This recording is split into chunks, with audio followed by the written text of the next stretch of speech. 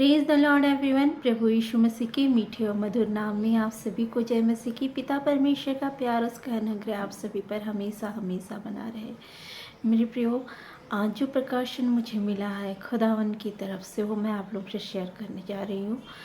खुदावन प्रभु यीशु मसीह पवित्र आत्मा के द्वारा जो मुझे बताया गया है, वो आज मैं आप लोगों के साथ बांटने जा रही हूँ। जो आप अपनी डेली लाइफ में आप उस चीज़ से गुज़रते हैं, आप ना चाहते हुए भी आप कैसे अपने आप को, अपने परिवार को, अपने बच्चों को और अपने माता पिता को और अपने रिश्तेदारों को जो आपके करीबी है उनको श्राप दे देते हैं। मेरे प्रियो, हमें सबसे पहले ये देखना है कि आज जो स्थिति है हमारी, क्या हम उसमें खुश नहीं हैं? हाँ, हमारी जो पुरानी स्थिति थी उससे हम कहीं ज़्यादा आज की स्थिति में हम बहुत खुश हैं प्रियो। हमें हमेशा ये बात को स्मरण रखना है कि परमेश्वर ने किन हालातों से हमें निकाल कर किन हालातों से हमें निकाल कर यहाँ तक लेके आए हैं। कितनी आशीषों से, कितनी बरकतों से उन्होंने हमें भर दिया है। आप अपनी पुरानी लाइफ को देखिए, जांचिए, क्या आप वहाँ खुश थे? क्या आप वहाँ संतुष्ट थे? क्या आप वहाँ प्रार्थना नहीं करते थे किसी छुटकारे के लिए?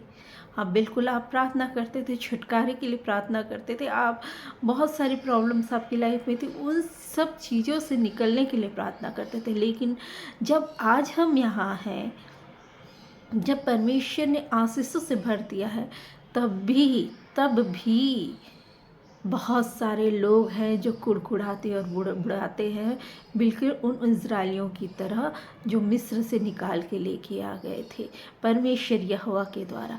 परमेश्वर यहोवा ने मिस्र में 400 साल से जो गुलामी को सह रहे थे इज़राइली लोग, वहाँ से उनको निकाल के लेके आए। लेकिन फिर भी परमेश्वर के उपकारों को ग्रहण करने के बजाय उन्होंने क्या किया? कुड़कुड़ाना और बुड़बुड़ाना शुरू किया।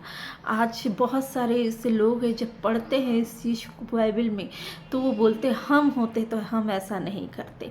लेकिन ऐसा नहीं है प्रियो, हम आज वैसा ही करते हैं। आज बहुत सारे ऐसे लोग हैं जो कहते हैं कि हम होते ना तो प्रभु यीशु मसीह को सलीब पे और जितना उनका अपमान हुआ वो नहीं करने देते, हम रोकते परमेश्वर। लेकिन आज हम उसी पवित्र आत्मा का अपमान करते हैं, हम उसे दुख देते हैं, हम उसे खेदित करते हैं, हम उसका अपमान करते हैं।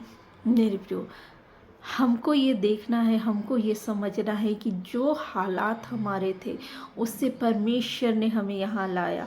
हमें विश्वास करना है परमेश्वर पर कि वो आगे भी हमारी परिस्थितियों को बदलेंगे और वो हमें और उत्तम से उत्तम पदार्थ देंगे, जैसा कि उन्होंने पहले से हमें दिया है।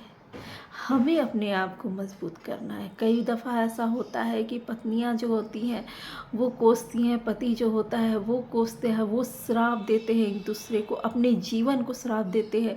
इससे अच्छे तो मेरी शादी नहीं हुई होती, तो मैं अच्छा था या मैं अच्छी थी। ये ऐसा कहते, हम आज़ाद रहते, अच्छा रहते। इस तरीके के शब्दों के द्वारा वो अपने आप को, अपने वैवाहिक जीवन को श्राप देते हैं।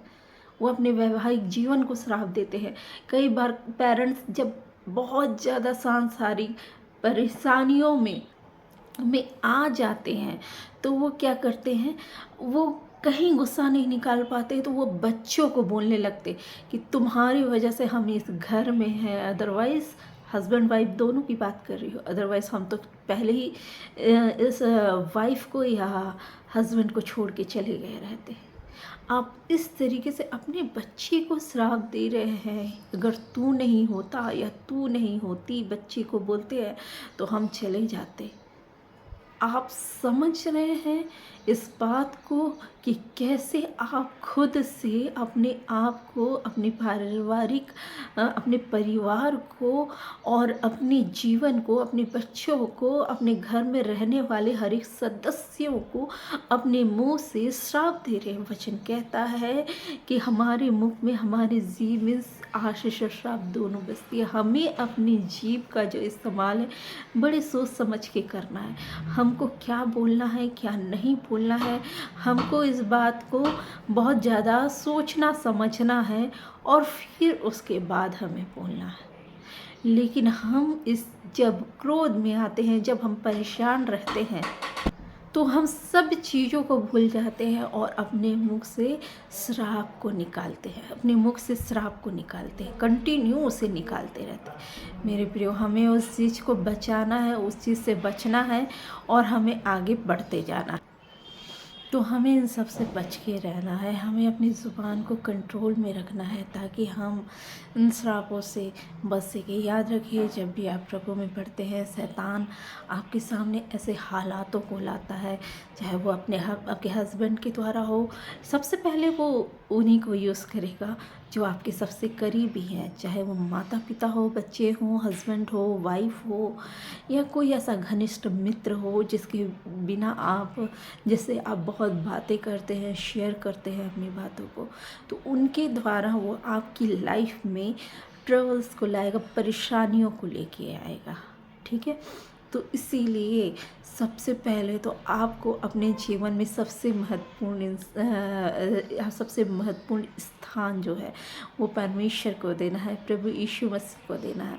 क्योंकि प्रभु यीशु मसीह का इस्तेमाल आपकी लाइफ में, वो आपकी लाइफ में कुछ बिगाड़ने के लिए नहीं कर सकता। जब अपनी सारी परेशानियों को, अपनी सारी बातों को, दिन भर की जो भी बातें हैं उसे लेके आप प्रभु यीशु मसीह के पास जाते हैं या जाएंगे, उसे बताएंगे, तो शैतान जो है वो उसे सुनकर भी वो आपका कुछ नहीं बिगाड़ेगा। आप किसी इंसान के पास जाएंगे, उसे बताएंगे, तो आपसे दो तरह की बात करेगा। या तो आप उससे परेशान हो जाएंगे या फिर आप और अधिक सोचने में मजबूर हो जाएंगे कि आज आपकी लाइफ में जो हुआ है उससे क्या परेशानी हुई है।